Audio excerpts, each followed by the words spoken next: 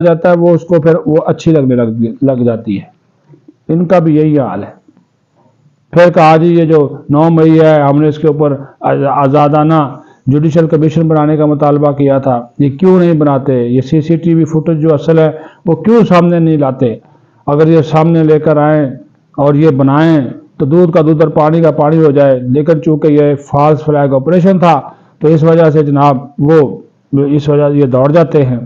خط اس نے کہا جی میں لکھتا رہوں گا، جواب آئے نہ آئے خط لکھنا ہے، خط لکھنا ضروری ہے. جواب ندارت، جواب یہی ہے کہ جواب ہے. اور چیف صاحب تو جناب ادھر وہ پیروال، ناروال، چولستان، خانے وال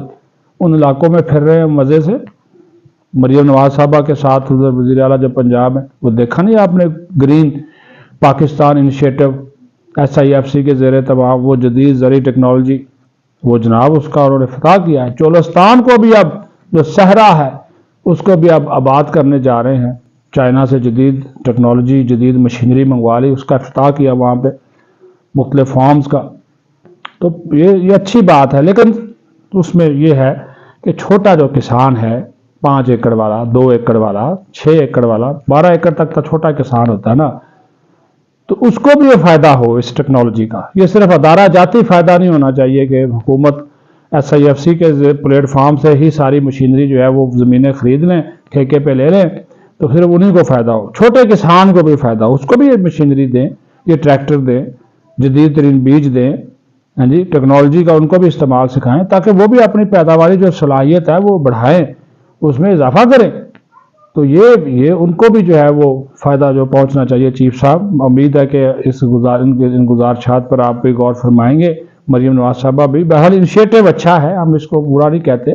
کیونکہ گرین پاکستان کا مقصد ہی پاکستان کو سرسبز بنانا ہے. اور پاکستان میں تو لاکھوں ایکڑ زمین جو ہے وہ بنجر ہے. اگر وہ آباد ہو جائے، اگر وہ کاشت ہو جائے تو کیا ہی بات ہے. پاکستان تو پھر جناب یہ ہر جو چیزیں ہم باہر سے منگواتے ہیں اس میں ہم جو ہے وہ زرعی انقلاب بھی آئے گا، اور زرعی جو اجناس ہم باہر سے منگواتے ہیں، درآمد کرتے ہیں، اس میں کروڑوں ڈالر کا زر مبادلہ خرچ کر دیتے ہیں، تو وہ جناب اس کی بھی جو ہے وہ بچت جو ہے وہ ہو جائے گی. لو جی، شرمیلا فاروقی صاحبہ نے ایک بل جو ہے وہ قومی اسمبلی میں پیش کیا ہے، اور وہ ہے جی گھریلو تشدد کے خاتمے اور روک تھام کا بل. اس کے موٹے موٹے نکات یہ ہیں کہ آپ اگر کسی کو گھریلو تشدد کا نشانہ بناتے ہیں، اچھا اب اس میں یہ نہیں ہے کہ مرد بنائے یا عورت بنائے، اس میں لکھا ہے گھریلو تشدد. بعض تو خواتین بھی اللہ معاف بندے کٹ دیتی ہیں، کیا بات کرتے ہیں. تو وہ انہوں نے لفظ استعمال کیا گھریلو تشدد، چاہے اس میں آپ کسی ملازمہ کو ٹارگٹ کریں، جس طرح آج کل بچیوں، 9 عمر بچیاں جو گھروں میں کام کرتی ہیں، ان کے ساتھ پچھلے دنوں بھی راولپنڈی میں ایک بچی بیچاری کی ڈیتھ ہو گئی، اس کو پہ اتنا ظلم و ستم کیا ظالموں نے. ان کو انصاف کے کٹہرے میں لانا چاہیے. اور ایسی بچیوں کے والدین سے بھی درخواست ہے کہ وہ نہ بھیجا کریں اپنی بچیوں کو اس طرح کے مالکان کے پاس جو کہ ظالم ہوں، ان کو روٹی بھی نہ دیں، ان کو تشدد کا نشانہ بنائیں. تو جی یہ بل جو ہے وہ قومی اسمبلی میں متعارف ہوا ہے، پیش ہوا ہے، اور یہ متعلقہ قائمہ کمیٹی کے پاس چلا گیا ہے. اس بل کے مطابق اگر آپ کسی کے اوپر گھر میں تشدد کرتے ہیں، اپنی بیوی کے اوپر، اپنے بچوں کے اوپر، یا بیوی آپ پہ تشدد کرتی ہے، تو اس کی سزا جناب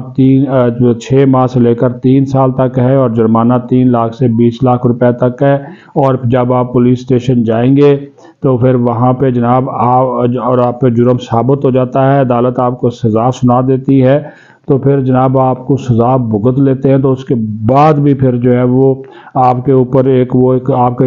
وہ کہتے ہیں کڑا ڈال دیں گے، ایک ٹریکر، جیسا گاڑیوں میں نہیں ٹریکر ہوتا کہ گاڑی فلاں جگہ پہ پھر رہی ہے فلاں جگہ، تو آپ کے بھی وہ GPS ایک لگا دیں گے، ایک طرح کا آپ کو کڑا پہنا دیں گے، وہ ٹریکر ہوگا. تو آپ کی جو بھی سرگرمی ہوگی وہ پھر اس پولیس اسٹیشن میں رپورٹ ہوتی رہے گی کہ جناب یہ وہ بندہ ہے جس نے وہ تشدد کیا تھا، کہ یہ وہ خاتون ہے جس نے یہ کام کیا تھا. اور اس کے ساتھ ساتھ ایک ایجنسی، ایک اتھارٹی جو کمیٹی ہے وہ بھی بڑھے گی، پروٹیکشن کمیٹی، جس میں وہ پولیس والے بھی ہوں گے، اس میں جو NGO بھی ہوگی، جس میں وہ جہاں پہ اس خاتون کو رکھا جائے گا جو تشدد کا شکار ہوئی تھی، جو دارالامان وغیرہ، ان کے لوگ بھی جو شامل ہوں گے. بہرحال اس سے بچنا چاہیے. میں تو کہتا ہوں کہ جناب یہ اس کی نوبت ہی نہیں آنی چاہیے، اس کی نوبت نہیں آنی، لیکن لڑائی ہر گھر میں ہوتی ہے، ہمارے گھر میں ہوتی ہے جی، میں آپ کیا بات کروں جی، لیکن شکر الحمدللہ ہماری جو بیگم صاحبہ ہیں برداشت کر جاتی ہیں، تو وہ کیا کہتے ہیں جی، وہ نہیں لڑتی، وہ ہماری طبیعت جو میری اپنی طبیعت ہے اس کے وہ برخلاف ہیں، ان کے وہ ہنستی مسکراتی جو ہے وہ رہتی ہیں، تو یہ ان کا مہربانی ہے کہ وہ ہمیں برداشت کر رہی ہیں۔ تو ویسے بھی 7 سالوں کا جو ہے وہ 22 سالوں کا ساتھ ہو گیا ہے، اللہ تعالیٰ ان کو بھی صحت دے جی، جو ہمیں برداشت کر رہی ہیں، تو یہ ان کی بھی مہربانی ہے، تعریف کی بات نہیں ہے، میں صحیح بات کر رہا ہوں، آپ بے شک جو ہے وہ آپ ہمارے گھر بھی آ کر دیکھ سکتے ہیں۔ ادروائز تو جس طرح کا ہمارا پیشہ ہے، جو شعبہ صحافت ہے، جس طرح کی چیزیں ہیں، کیونکہ ذہنی کام زیادہ ہوتا ہے تو بندہ بعض کا ٹینشن کا جو شکار ہوتا ہے، تو پھر دفتری کام اس طرح کے ہوتے ہیں جی، یہ نہیں کیا وہ نہیں کیا، حالانکہ تنخواہ ہمیں ٹائم پر نہیں ملتی، یہ بھی ہمیں آپ کو بتا دیں، وہ پھر علیحدہ پریشانی جو ہے وہ بڑھ جاتی ہے، تو یہ اس کی نوبت ہی نہیں جو ہے وہ آنی چاہیے اس طرح کی چیزوں کی، تو یہ حالات جو ہے وہ اس طرف جو ہے وہ نہیں جانی چاہیے۔ لو جی، وہ IMF کا وفد آیا تھا تو وہ جناب چلا گیا واپس، لیکن وہ جو پابندیاں لگا کر گیا ہے نا، توبہ توبہ، اب ہمیں وہ نیا کام شروع ہو گیا، سرکاری ملازمین کے اثاثے ظاہر کرنا ضروری ہو گیا، FBR اب صرف ٹیکس اکٹھا کرے گا، پالیسی جو ہے وہ نہیں بنائے گا، اس کے لیے الگ سے دفتر وہ وزارت خزانہ میں بنا دیا، وہ جناب اب جو سرکاری افسران ہیں وہ کتنے غیر ملکی دورے کریں گے اس کی تفصیل بھی دینا ہوگی، بچوں نے کتنے دورے کیے اس کی بھی تفصیل دینا ہوگی، بیگمات نے کون سے تحائف خریدے اس کی بھی تفصیل